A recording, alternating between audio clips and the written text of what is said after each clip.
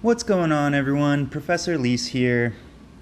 So in this video, I just want to explain what we're trying to accomplish with the week 4.2 module. So this module, and by extension, really also it involves what we did in the 4.1 module as well. So the exploratory draft that we are going to be composing is not meant to be a fully formed, polished essay. It's meant to be just what it's called, an exploratory draft. So a draft that explores some key ideas and poses some questions and kind of reflects on what you learned based on one of the two readings that we've done this week. So the first reading we did was Jessamine Ward's Cracking the Code, and the second one we are doing this week is a short selection from a book called On Immunity and Inoculation, and the author of that is Eula Biss.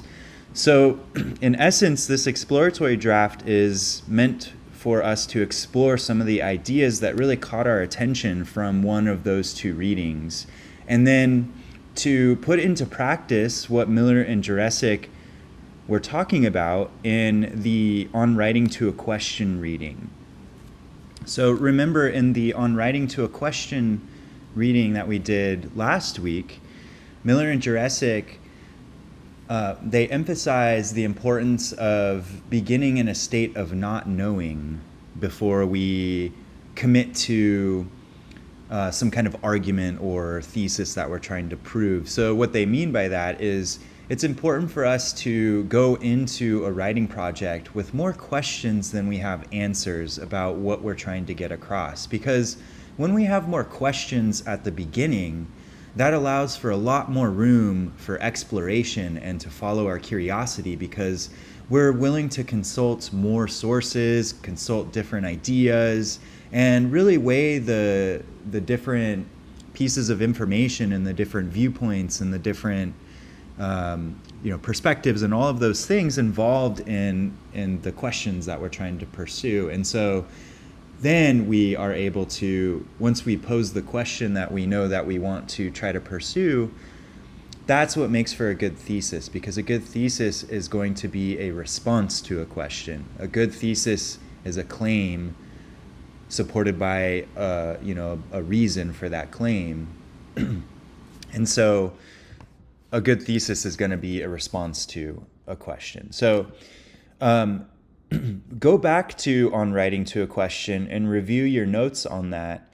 And remember, there's those 5 criteria that Miller and Jurecic listed out that they wanted us to pay attention to whenever we're reading a complex text. So this week we've been reading 2 complex texts.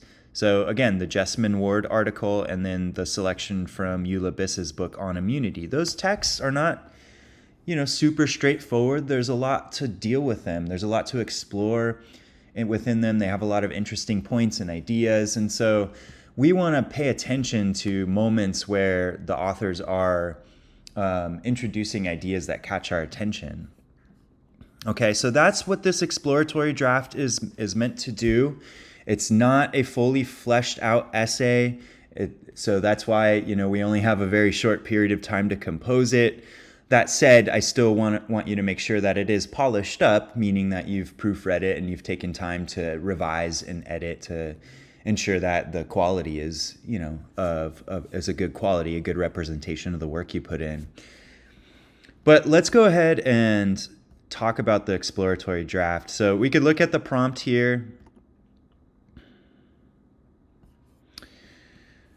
Okay, so let me read this and then I can elaborate as we need. So for this exploratory draft, focus on at least one passage from Jessamine Ward's Cracking the Code or the excerpt from Eula Biss's On Immunity and Inoculation, where the writer says something surprising or confusing, makes an unexpected connection, presents a provocative example, uses a familiar term in a new or peculiar way, or poses an idea or argument that is difficult to accept. So this right here, these are the 5 criteria I was referencing a moment ago. Okay, so this is found in that reading on writing to a question on page 54 that we covered last week. Miller and Jurecic advise us not to report what the author said and then agree or disagree with it. Instead, they tell us to focus on moments in which we sense a tension between our own thoughts, knowledge, or expectations and what an author has written. In other words, this is not meant to be a summary response draft.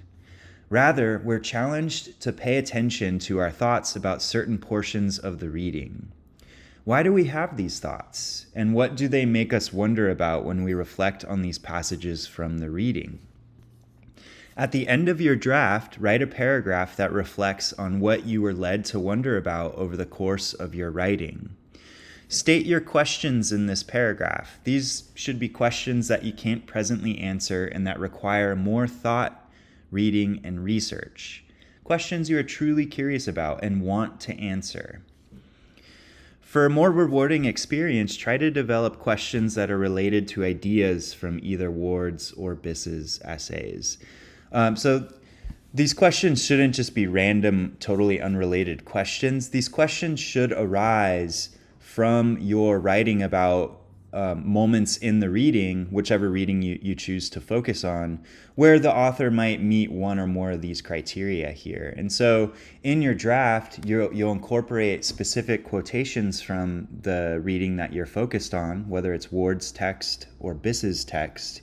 And then you're going to reflect on what you think about those the specific quotations. What are your thoughts on it? What are some connections that you can make to other ideas that you've encountered? How might this resonate with you in your own day-to-day life? Or do you see it connecting to any larger issues, whether social, political, or otherwise?